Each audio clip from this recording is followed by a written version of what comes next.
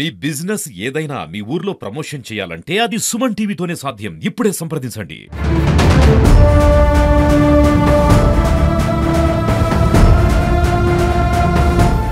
Welcome to Suman TV. మనం ప్రస్తుతం మైపాద్ జిల్లాలో ఉన్నాము. గత 3 రోజులుగా కురుస్తున్నటువంటి ఎడతెరిపి లేకుండా వర్షాలు కురుస్తున్నాయి. ఈ నేపథ్యంలో ఇక్కడ ఉన్నటువంటి చిరు వ్యాపారులు చాలా ఇబ్బందులు పడుతున్నారు. అసలు ఈ వర్షాల కారణంగా వాళ్ళ వ్యాపారం ఎలా సాగుతుంది అనేది ఒకసారి వాళ్ళ మాటల్లో అడిగి తెలుసుకుందాం రండి. చెప్పండి, ఈ వర్షాల కారణంగా అసలు మీ బిజినెస్ ఎలా ఉందమ్మా? బిజినెస్ ఏం లేదు. ఈ వర్షాల వల్ల అంతా మా రోడ్ల పొంటి కూడా అప్రీతంగా గలీజులు అన్ని ఉండాలని ఉండలేకపోతాను. వ్యాపారాలు కూడా ఏం లేవు. మస్తు ఇబ్బందులు అవుతున్నాయండి మాకు కూడా. ఈ వర్షాల కారణంగా మీకు వచ్చే బిజినెస్ రాకుండా దెబ్బతింటుంది అంటున్నారా? దెబ్బతింటున్నాయి. రోడ్ల పొంటి కూడా గలీజులు బాగా చేస్తాం. అంతగా గొడ్లు గోద అంత ఇబ్బందిగా బాగా ఉంటది. బండ్ల ముందు కూడా మేము ఉండే వ్యాపారం కూడా చేయలేక అటువంటి పరిస్థితిలో ఉన్నాం.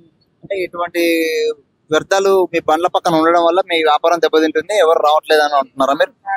అంత వాసన స్మెల్లు తట్టుకోలేకపోతున్నాం.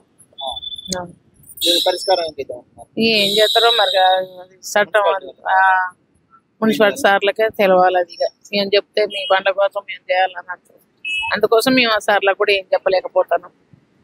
మాకు అంత కూడా మాకు అంత ఎట్లా ఉన్నా మేము రోజు వస్తాను అంటే వస్తాను, పోతాను అంటే పోతున్నాం. కానీ సరుకులు మాకు కూడా వ్యాపారాలకు కూడా ఖరాబులు అవుతున్నాయి. పారబోసే స్థితిలో వస్తుంది. ఈ వర్షానికి 3 రోజుల వర్షానికి కూడా ఇంట్లో నుంచి బయటకు వెళ్ళే జనాలు కూడా వెళ్ళలేకపోతాండ్రు. వ్యాపారాలు కూడా ఏం లేవు. చెప్పండి, అసలు ఎలా ఉందమ్మా ఈ వర్షాలకు మీ బిజినెస్? బిజినెస్ మామూలుగానే ఉంది. ఇప్పుడు వర్షాల వల్ల ఇక్కడ చూడడానికి కూడా మాకు మేము ఇప్పుడు చిరు వ్యాపారంలో ఉంటే మాకు ఎలాంటి పరిస్థితి లేక రోడ్డు మీద అమ్ముకుని మా పరిస్థితి రోడ్డు మీద అమ్ముకునే బతుకులు కాబట్టి మేము పెట్టుకుని అమ్ముకుంటున్నాం. ఈ వెనక అంతా గలీజ్గా ఉండడం వల్ల కూడా మున్సిపాలిటీ వాళ్ళు కూడా కనీసం మేము అలాంటి వాళ్ళకు కూడా కొంచెం శుభ్రంగా ఉంటేనే కదా ఎవరన్నా కొనడానికి వచ్చేది. మేము ముందట పండ్లు పెట్టుకుని అమ్ముకుంటే కూడా గలీజ్ చూసి కూడా ఏందమ్మా ఇంత గలీజ్గా కూర్చొని అమ్ముతారు మీరు అని చెప్పేసి కూడా అంటారు. కనీసం ఇదంతా శుభ్రంగా నీట్ గా చేసైనా కొంచెం బ్లీచింగ్ పౌడర్ కొట్టైనా కూడా చేసిన నీట్ గా బాగుంటది. మళ్ళా మొత్తం పబ్లిక్ కూడా అంతా టాయిలెట్ గా యూజ్ చేసుకుంటాను. మొత్తం ఇక్కడి నుంచి అక్కడి దాకా మొత్తం టాయిలెట్. ఈ వర్షానికి మాకు ఇది ఒకటి గలీజ్ ఒకటి, ఆ టాయిలెట్ వాసన ఒకటి. పబ్లిక్ కొనే వాళ్ళు కూడా ఇబ్బంది పడి కూడా ఈ వాసనకి కూడా వెళ్ళిపోతాను కొనడానికి లేకుండా. కనీసం కొంత ఇట్లా శుభ్రంగా ఉంచినా కూడా బాగుంటది కదా. ఆ గిరాకీ కూడా అది చూసి కూడా ఏందమ్మా ముందట మీరుంటే వెనక ఈగల వాళ్ళని కూడా మీ వీటి మీద వాళ్ళతో మేము ఎట్లా కొనుక్కోవాలనేసి అంటాను. ఏంటంటే మాకంటే ఇప్పుడు కూరగాయల మార్కెట్ లో రూమ్ ఉంది. కాకపోతే కూరగాయల మధ్యన అమ్ముతే ఇప్పుడు మన కోంటోళ్ళు పాపులలో వస్తారు కదా, వాళ్ళకి ఇబ్బంది లేకుండా మీరు బయట అమ్ముకున్నా అనేసి అంటే మేము బయట అమ్ముకుంటాం. కానీ బయట అమ్ముకుందామన్నా కూడా మాకు కనీసం వెనక నీట్నెస్ అన్నదే లేదు. కొంచెం వాళ్ళు కూడా మున్సిపాలిటీ వాళ్ళు కొంచెం శుభ్రత అనేది కూడా చేయాలి కదా. మనతో పాటు ఇక్కడ కంకులు అమ్ముకునే వ్యాపారి వాళ్ళు ఉన్నారు. ఒకసారి వర్షం కారణంగా వాళ్ళ వ్యాపారం ఎలా ఉందనేది వారిని అడిగి తెలుసుకున్నాం. మనం చెప్పండి, అసలు మీ వ్యాపారం ఈ 2 రోజుల నుంచి వర్షాలు బాగా కురుస్తున్నాయి కదా, ఈ సందర్భంగా మీ వ్యాపారం ఎలా ఉంది? ఈ 2 రోజుల కారణంగా వర్షాలు రావడం వల్ల గిరాకీ మంచిగా నడవట్లేదు. మేము పోసుకున్న సరుకు కూడా అయిపోవట్లేదు. 2 రోజుల నుంచి వర్షం వస్తుంది, జనాలు బయటకు వెళ్ళట్లేదు. ఇంత ముందుకు మంచిగా నడిచేది వ్యాపారం. కింటాలు వేయించుకొని గొడ్లకి ఆవులకి వేయాల్సి వస్తుంది. బేరం సరిగా నడవట్లేదు. చెప్పండి, అసలు ఎలా ఉంది? అందరికి నమస్కారం. గతంలో వీధి వ్యాపారుల్లో ఇబ్బందులు చూసి గతంలో ఇక్కడ ఉండేటటువంటి ఏ అయితే ఈ గాంధీ పార్క్ దగ్గర ఉన్నటువంటి ఇప్పుడు కొత్తగా ఉన్నటువంటి కూరగాయల మార్కెట్ అది వేసుకున్నారు. అప్పుడు ఇక్కడ ఉండేటటువంటి ఒక 40-42 మంది జీవనం పొందేటటువంటి వాళ్ళ గుంసీలన్నీ తీసేసి ఇవాళ బజారు పాలు చేసి కొంతమందికి ఆ గుంసీలు ఇవ్వటం జరిగింది.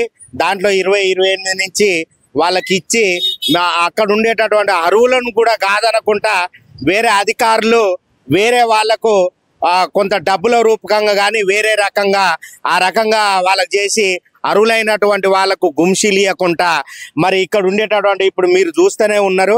మరి వాళ్ళందరూ కూడా ఎక్కడో ఒక్కడ ఉపాధి మరి వాళ్ళకు ఉండేటటువంటి గుంసీలను ఏర్పాటు చేసి ఈ ఉన్నటువంటి ఈ వర్షంలో నానా ఇబ్బందులు పడతా ఉన్నారు. రెక్కాడితేనే కానీ డొక్కాడనటువంటి మరి ఇక్కడ ఉండేటటువంటి ఎవరైతే మరి ఈ పండ్లు మిగతా కూరగాయలు ఇవన్నీ రోడ్లెమ్మట అమ్ముకునేటటువంటి వాళ్ళు ఈ వర్షాలకు ఎండలకు మరి విష జ్వరాలతోని కూడా వారు చాలా ఇబ్బందులు ఎదుర్కొంటా ఉన్నారు. ఇక్కడ ఉండేటటువంటి మరి మున్సిపాలిటీ అధికారులు కానీ స్థానికంగా ఉన్నటువంటి ఎమ్మెల్యే గారు కానీ ఇతర అధికారులు చొరవ చూపెట్టి ఇక్కడ ఉన్నటువంటి వీధి వ్యాపారులకు మరి ఎక్కడ ఇక్కడ ఉండేటటువంటి మరి గాంధీ పార్క్ దగ్గర గతంలో ఉండేటటువంటి వారు మరి ఎమ్మెల్యే శంకర్ నాయక్ గారు కానీ అప్పుడు ఉన్నటువంటి మున్సిపాలిటీ సిబ్బంది కానీ తొలగించినటువంటి వారికి వెంటనే వారిని చేరదీసి ఇక్కడ ఉండేటటువంటి కొంత స్థలం 4 నుంచి 5 మరి ఇట్లా ఫీట్లు చూపెట్టిన వాళ్ళ జీవనోపాధి కలుగుతుంది. మరి ఉన్నటువంటి ఈ వర్షానికి కూడా మరి అక్కడ ఉండేటటువంటి బేరాలు లేక వాళ్ళు ఉండేటటువంటి మామూలుగా ఉన్నటువంటి ఫైనాన్స్ లో 1000, 2000, 5000, 10,000 ఇట్లా ఎత్తుకునేటటువంటి వాళ్ళు ఆ నిత్యం కూడా అట్లా డబ్బులు కూడా వాళ్ళు కట్టలేకుండా ఉన్నారు. దీన్ని తక్షణమే మరి ఉన్నటువంటి మరి మున్సిపాలిటీ సిబ్బంది దయ ఉంచి ఇక్కడ ఉన్నటువంటి వీధి వ్యాపారులకు మరి ఎక్కడైనా స్థలం చూపెట్టి వాళ్ళని గుంషీలు వేసుకునే విధంగా ఆదుకోవాలని గతంలో 40-50 సంవత్సరాల నుండి మహబూబాద్ నడిబొడ్డున ఉన్నటువంటి గాంధీ పార్కుని అప్పుడు ఉన్నటువంటి ఎవరైతే ఉన్నటువంటి ఎమ్మెల్యే గారు తన స్వార్థం కోసం ఇక్కడ కూరగాయల మార్కెట్ ను గాంధీ పార్కులు ఏర్పాటు చేసి ఆయన ఓడిపోయినాక ఎక్కడ వేసిన కొంగడి అక్కడే అన్నట్టుగా అక్కడ కొన్ని కోట్ల రూపాయలు వెచ్చించినటువంటి భవనంలోకి ఇక్కడ ఉన్నటువంటి కూరగాయల మార్కెట్ ఉండేటటువంటి వాళ్ళని అక్కడ తరలించకుండా మరి ఇక్కడ ఉన్నటువంటి మరి చిన్న చిన్న సభలు కానీ కుల సంఘాలలో ఉండేటటువంటి మరి ఏమైనా మీటింగ్లు కానీ జరుపుకునే విధంగా ఉన్నటువంటి గాంధీ పార్కుని ఇక్కడ ఉన్నటువంటి కూరగాయల మార్కెట్ని ఇక్కడికి తీసుకెళ్లి వాళ్ళని అక్కడ ఉంచే విధంగా చూడాలనేటటువంటిది మనవి చేస్తూ తక్షణమే ఈ ఉన్నటువంటి ఏదైతే వర్షానికి ఎండలకు ఉన్నటువంటి ఈ వీధి వ్యాపారులకు కూడా ఎక్కడైనా స్థలం చూపెట్టి వాళ్ళని ఆదుకోవాలని మనవి చేస్తూ అందరికీ నమస్కారం తెలియజేస్తున్నాను. మనతో పాటు మరో చిరు వ్యాపారి ఉన్నారు, అసలు వారిని కూడా అడిగి తెలుసుకుందాం. చెప్పండి, అసలు ఈ 2 రోజుల వర్షాల కారణంగా మీ బిజినెస్ ఎలా ఉంది? చాలా ఘోరమైన పరిస్థితి సార్. ఏం లేదు సార్, ఒక పెట్టె అమ్మితేనే 100-150 వచ్చే ఆశలతోటి రోడ్డు మీదకి వస్తాం. ఈ వర్షాభావం బాగా ఉండడం వల్ల నిన్నట్లుండి కనీసం చేసిన వేతనం కూడా రాకుండా చాలా ఇబ్బందులు. ద్రాక్ష పండ్లు అయితే పెట్టేకు 1000 రూపాయలు తీసుకుంటాను, కొనుగోలు చేసి తీసుకొచ్చి మార్కెట్లో పావు కిలో 50-40 అంటే కూడా విక్రయం చెందక బాగా ఇది అమ్ముడుపోక చాలా నష్టపరిహారంగా చాలా ఇబ్బందులకు గురి అవుతున్నాం సార్. ఇంట్లో వర్షం ఎప్పుడు వెళ్తుందని దేవుడా భగవంతుడాన్ని మొక్కుకోవాల్సిన పరిస్థితి ఏర్పడుతున్నాం. చెప్పండి, వర్షానికి ధరించి ఖరాబ్ అవుతుంది, కొనే వాళ్ళు లేక ఖరాబ్ అవుతుంది. 3 రోజుల నుంచి చర్చకు రేటు పడుతుంది, కొనే వాళ్ళు లేరు, బయటకు వెళ్తలేదు.